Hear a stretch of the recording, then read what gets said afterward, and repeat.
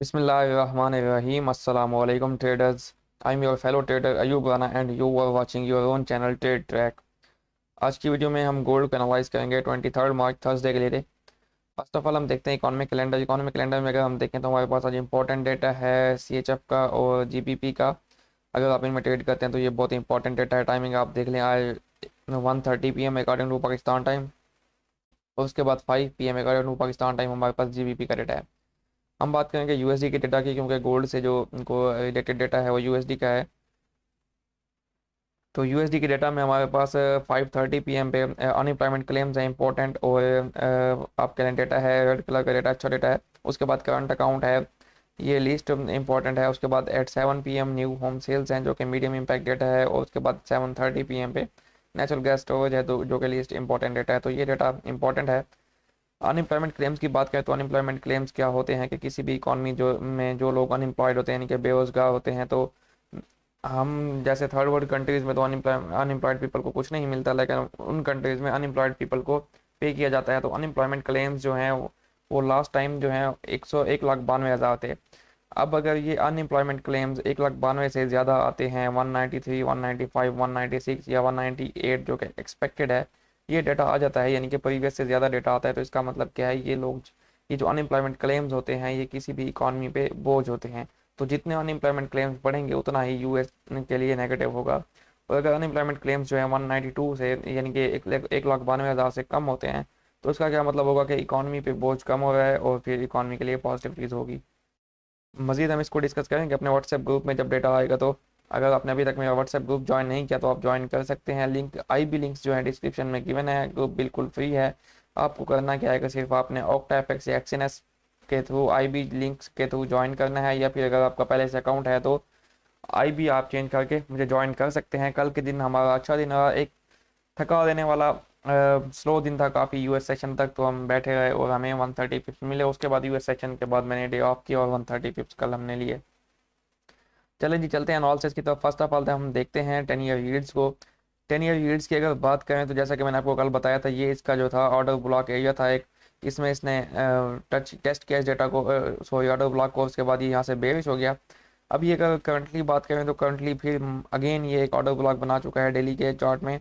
तो आपको ये 3.55 या 3.66 तक रिट्रेसमेंट करता दिखाई दे सकता है। उसके बाद ये डाउन आते हुए अपना 3.4 या 3.35 एंड 3.3 तक के एरिया तक आप इसको देख सकते हैं। ओवरऑल चार्ट में हम इसको डिस्कस करते हैं कि वहाँ पे इसकी क्या सिचुएशन है, क्योंकि ये जो है गोल्ड के साथ नेगेटिवली कोरिलेटेड है। कल के दिन जैसा कि मैंने आपको बताया परफेक्टली वैसा हुआ। ये थी इसकी बाय साइड लिक्विडिटी। मैंने आपको कहा था ये ऊपर जाके अपनी ये लिक्विडिटी ग्रैब कर सकता है। लिक्विडिटी ग्रैब करने के बाद हमारे पास एक फेयर वैल्यू गैप था। ये 4 घंटे का फेयर वैल्यू गैप था, जो ब्लू लाइन आप देख रहे हैं यहाँ से इस एरिया में, ये इतना बड़ा ये फेयर वैल्यू गैप था। इसके अंदर मार्केट ने डिप लगाया और यहीं से हमें एक सेलिंग देखने को मिली, इसमें ह्यूज सेलिंग। अभी के टाइम क्या है कि 4 घंटे का एक ऑर्डर ब्लॉक है जिसके पास ये ठहरा है। इस ऑर्डर ब्लॉक को मैं आपको मार्क करके दिखा देता हूँ। ये देखें, ये है ऑर्डर ब्लॉक 4 घंटे का, ठीक है। इसको इसने टेस्ट किया और यहाँ से ये रिट्रेसमेंट ले रहा है और ले भी सकता है। तो रिट्रेसमेंट लेते हुए ये कहाँ तक जा सकता है, ये 3.55 3.6 जो कि मैंने आपको डेली में बताया, इस लेवल तक जा सकता है। फिर यहाँ से हमें इसमें एक सेल मूव देखने को मिल सकती है। नेक्स्ट चलते हैं हम डॉलर इंडेक्स की तरफ। वहाँ पर देखते हैं कि क्या सिचुएशन है। डेली के चार्ट से स्टार्ट करते हैं। डॉलर इंडेक्स में जैसा कि मैंने आपको बताया अल्हम्दुलिल्लाह वैसा ही परफेक्टली हो रहा है।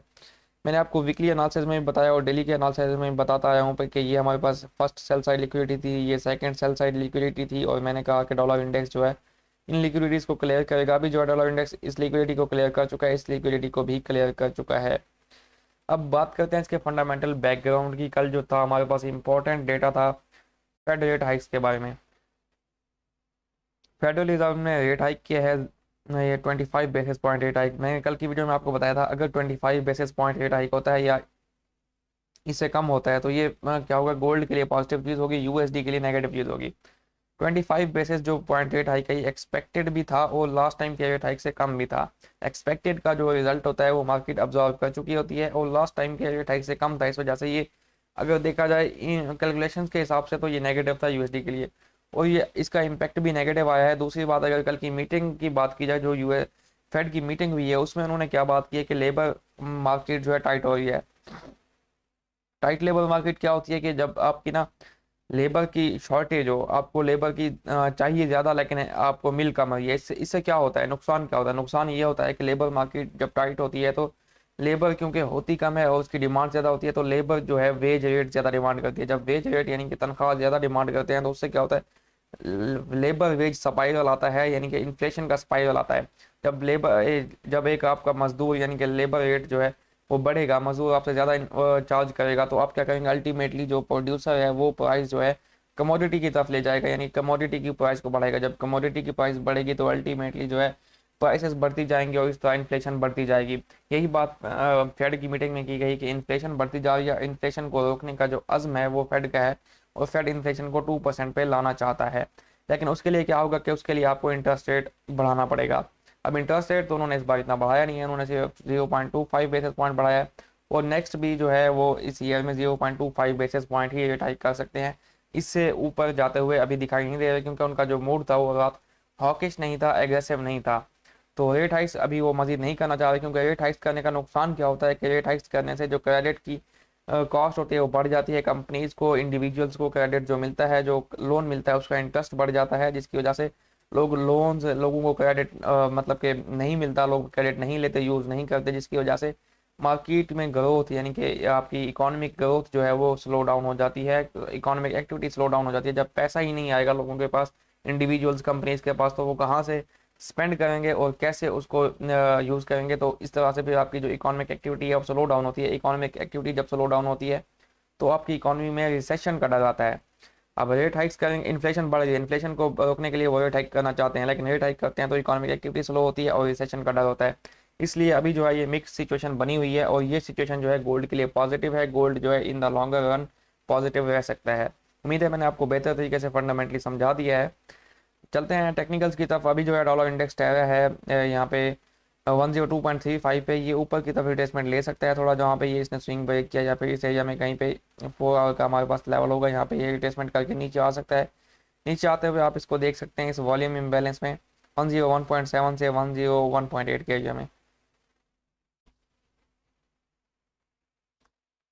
यानी कि डॉलर इंडेक्स भी हमें 10 ईयर यील्ड्स की तरह ऊपर की तरफ रिट्रेस करके नीचे आता हुआ दिखाई देगा। हो सकता है 10 ईयर यील्ड्स जो है वो ऊपर रिट्रेस कर लें और डॉलर ना करे, क्योंकि डॉलर कल से काफ़ी नेगेटिव चल रहा है और कल भी इसने रिट्रेसमेंट नहीं ली।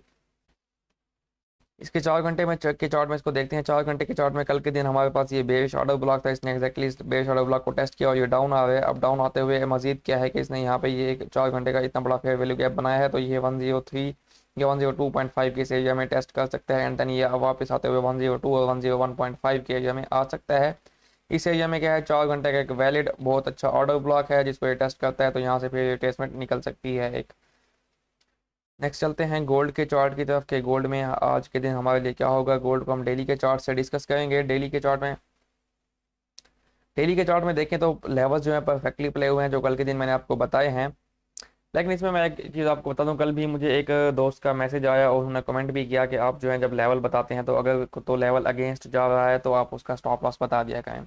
देखें मैंने व्हाट्सएप ग्रुप बनाया हुआ है, आईबी बेस्ड है, आईबी से आपका कुछ नहीं जाता, आप आईबी ज्वाइन कर सकते हैं, बिल्कुल फ्री है। और इसमें मैंने कोई डिपॉजिट की रिस्ट्रिक्शन नहीं रखी हुई, आप $20 $50 $100 जितने डालने अभी आप ज्वाइन करें, ठीक है, मैंने कोई रिस्ट्रिक्शन नहीं लगाई हुई।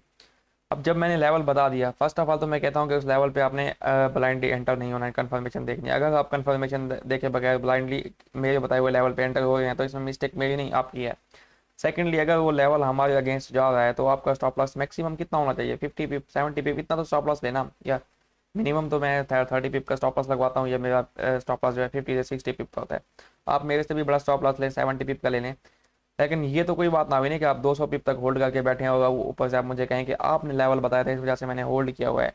मैं जो लेवल बताता हूँ इसमें मनी मैनेजमेंट तो आपने करनी है, रिस्क मैनेजमेंट आपने करनी है, तो इस चीज़ का ख्याल रखा करें, स्टॉप लॉस लाजमी यूज़ किया करें।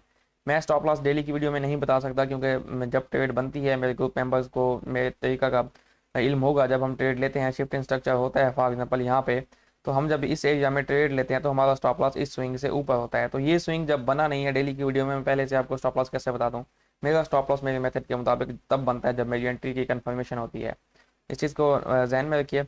नेक्स्ट बात करते हैं जी गोल्ड की। गोल्ड में क्या था कि डेली का ये मैंने आपको फेयर वैल्यू गैप बताया था, एग्जैक्टली जो है मार्केट ने इस फेयर वैल्यू गैप के लो को टेस्ट किया जो कि हमारे पास 1933 के आसपास था।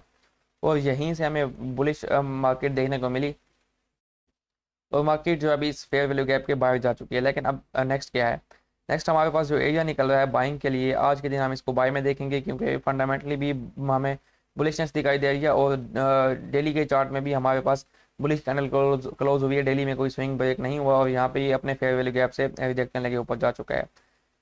डेली में अगर देखें तो स्विंग ब्रेक हुआ है 1960 का, 1960 से 50 का एरिया मुझे बाइंग एरिया दिखाई दे रहा है डेली के चार्ट में। मजीद हम इसको देखेंगे ऑली चार्ट में हमने इसको कहाँ से बाय करना है। तो 4 घंटे के चार्ट में चलते हैं।